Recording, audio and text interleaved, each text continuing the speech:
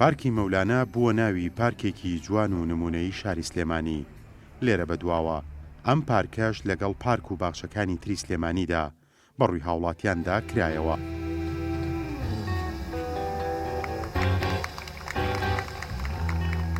ڕاوێژکاری ڕاگەیاندنی گروپی کۆمپانیەکانی هەڵەبجە ڕایگەیاند لەسەر شێوازێکی مۆدێرنی جیهانی دروست کراوە و پێشکەش بە خەڵکی سلێمانی کراوە. پارکەکە بە شێوەیەکی مۆدێرن و ناوەزە و شایستە هاوشان بە پارکە جیهانیە ناودارەکان دروست کراوە.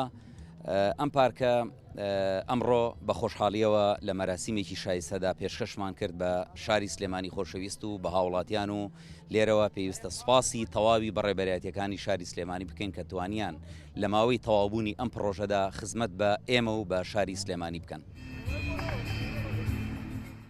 لەگەڵ تەواوبوونی پارکی مەولانە ڕێژەی سەوزایی لە شاری سلێمانی بە ڕێژەیەکی بەرچاو ڕووی لە زیادبوون دەکات بەهۆی گەورەی و ڕێژەی دار و گوڵ و سەوزاییە زۆرەکەیەوە.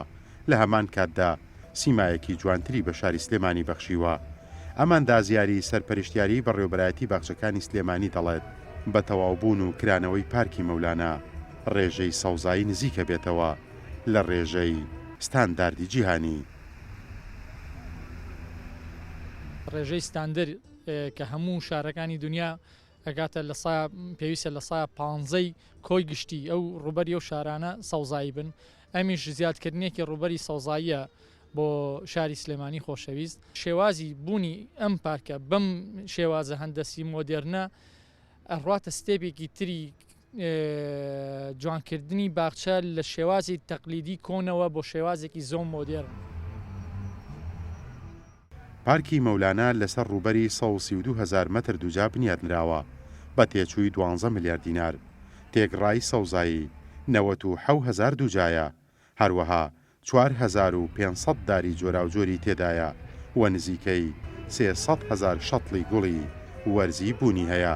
لە هەمان کاتدا بەدانانی بەردی سروشتی سیمایەکی جوان و قەشەنگی بە پارکەکە داوە و سەردانی کارانیشی دەگەڕێتەوە بۆ ناو سروشتی ڕاستەقینەی شاخەکانی کوردستان. بەمەش خەرمانی پارک و باخچەکانی سلێمانی ڕوو لە زیادبوونیەکی بەرچاوتر دەکات. پێشڕۆ مەجید، گەلی کوردستان، سلێمانی.